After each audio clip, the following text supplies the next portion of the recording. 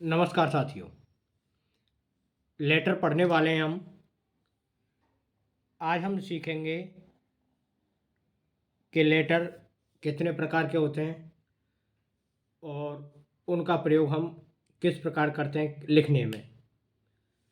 तो जनरली आपने सुना होगा कि लेटर दो प्रकार के होते हैं, फॉर्मल और इनफॉर्मल।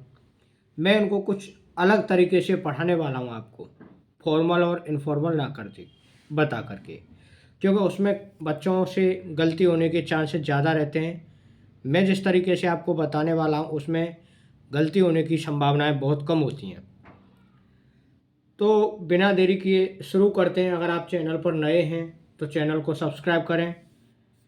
देखिए, अपना जो तरीका है वो है कि लेटर होते हैं तीन प्रकार के। एक लेटर होते हैं फ्रेंड्स और फैमिली को लिखे जाने वाले।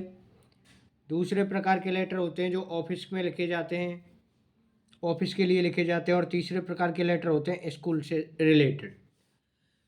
तो फ्रेंड्स और फैमिली वाले में डेट, टाइम, एड्रेस किस प्रकार से लिखते हैं, ऑफिशियल लेटर में किस प्रकार से लिखते हैं और स्कूल के लेटर्स में किस प्रकार से लिखते हैं, इन सब बातों को अब हम जानेंगे। तो बिना देरी किए देखते हैं कि फ्रेंड्स और फैमिली वाले लेटर्स में सबसे पहले हम डेट लिखते हैं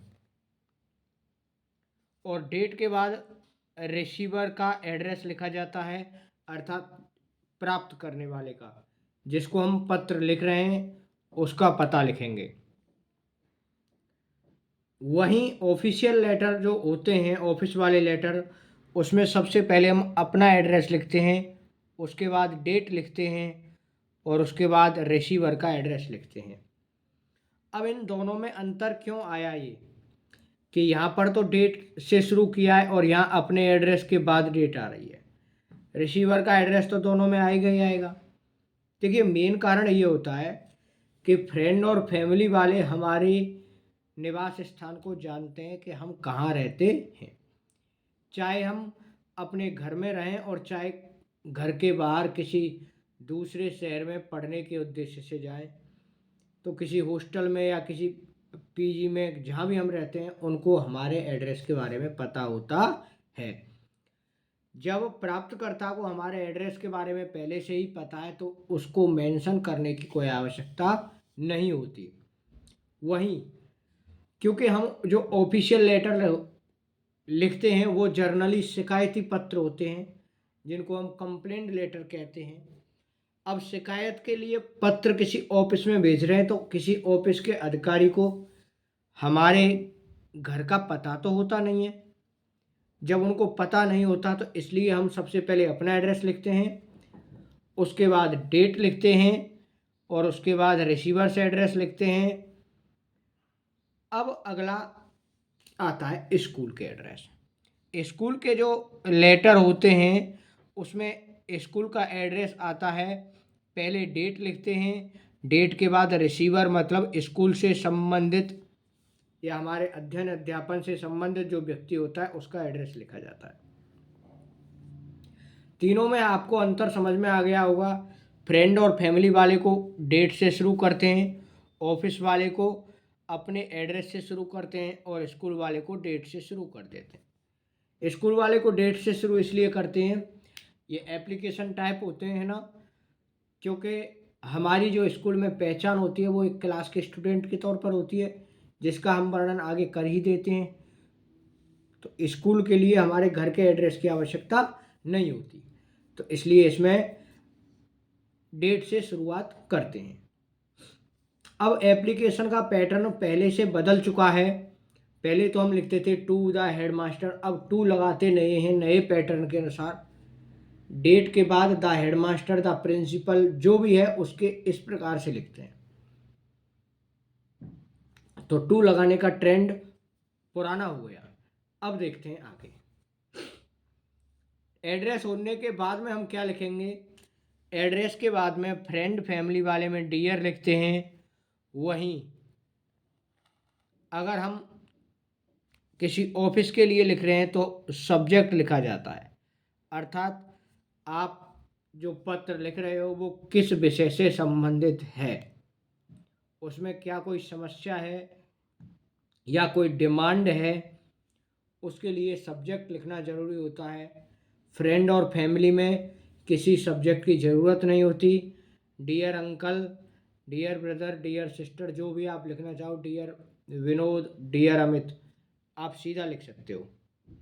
लेकिन यहाँ सब्जेक्ट के बारे में अवगत कराना ज़रूरी है कि भाई किसी भी ऑफिस के लिए कलेक्टर साहब के लिए लिख रहे हो, मेयर साहब के लिए लिख रहे हो, डियर सर लिखने से पहले हम लिखेंगे subject A complaint about the defective washing machine etc जो भी है, या poor condition of street, poor law and order situation, इस प्रकार से। फिर आते हैं स्कूल के। स्कूल को वाले जो एप्लीकेशन या लेटर होते हैं उनमें डेट लिख देते हैं, रिसीवर का एड्रेस हो जाता है, फिर लिखते हैं हम सब्जेक्ट कि हमें विद्यालय में किस प्रकार की समस्या आ रही है, उस समस्या को बताते हैं, उसको उससे अवगत कराते हैं। सब्जेक्ट लिखने के बाद यहाँ पर तो डियर लिख दिया, यहाँ पर लिखते हैं सर, सर या मैडम। अगर आपको पता है पहले से ही कि उक्त पद पर जिस पद के लिए हम लेटर लिख रहे हैं वहाँ पर मैडम बैठती हैं तो लिखेंगे डियर मैडम, और अगर सर बैठते हैं तो सर। नहीं पता है तो उस कंडीशन में आप लिख देंगे सर।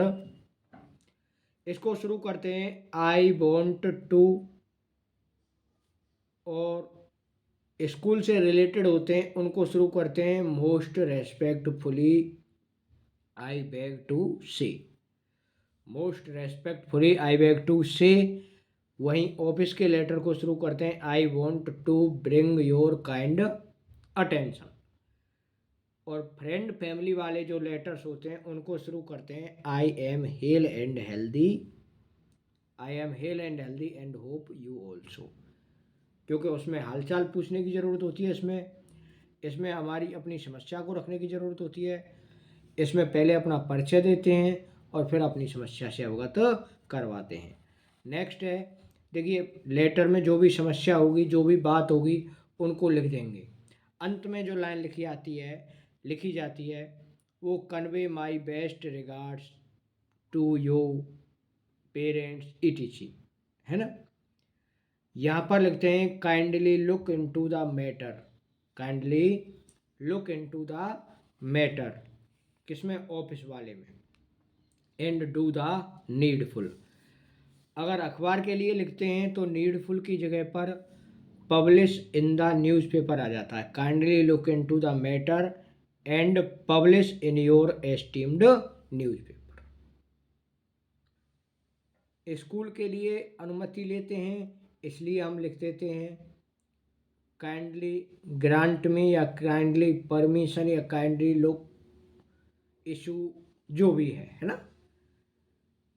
अब ध्यान देने की बात यह है बच्चों, आप जो गलती करते हो वो है लास्ट में।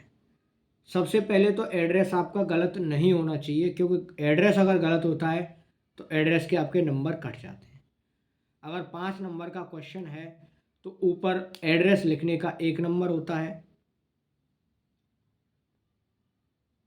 और सब्जेक्ट सहित 1.5 नंबर बन जाता है आपका, और 1 नंबर नीचे होता है ये योर के साथ में, SIS लगाते नहीं है, योर सन डॉटर सीधा लिख देंगे। लेकिन सिंसियरली या LY वाले शब्द, मैं अगर देसी अंदाज में कहूँ आपको, योर के साथ में LY वाला अगर कोई शब्द लग रहा हो तो उसमें S लगाते हैं, योर्स सिंसियरली। योर्स का बाई कैपिटल लिखा जाता है। देखिए इसी प्रकार से हमारे इसमें भी है योर्स फेथफुली, योर्स ओबीडियंटली, इसमें कोई डैश आता नहीं है, सीधा लिखा जाता है योर्स फेथफुली, योर्स ओबीडियंटली और योर्स सिंसियरली। एक एक शब्द है, इन तीनों को तैयार कर सकते हो आप कि फ्रेंड फैमिली वाले में योर्स सिंसियरली आता है,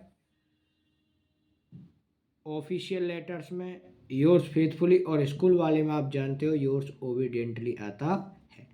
उसके बाद नाम, और अब यहाँ आप अपना एड्रेस लिख सकते हो। और जो शिकायती पत्र होते हैं ऑफिशियल लेटर, उनमें नाम के बाद आप अपना पद लिख सकते हो कि मैं वार्ड मेंबर हूँ, जो भी है वो आप, है ना, इस प्रकार से। स्कूल वाले लेटर्स में नाम के साथ में क्लास आ जाएगी और आपका रजिस्टर नंबर या रोल नंबर। रजिस्टर नंबर को इस प्रकार से शॉर्ट में लिखते हैं। रोल नंबर तो जनरली एग्जाम टाइम की बात होती है, एग्जाम से रिलेटेड। अगर अपनी क्लास की शिकायत है आपकी, तो रजिस्टर नंबर ही जनरली लिखा जाता है। तो धन्यवाद साथियों, उम्मीद करता हूँ ये समझ में आया होगा। वीडियो को लाइक करें, शेयर करें और चैनल को सब्सक्राइब करें। Thank you.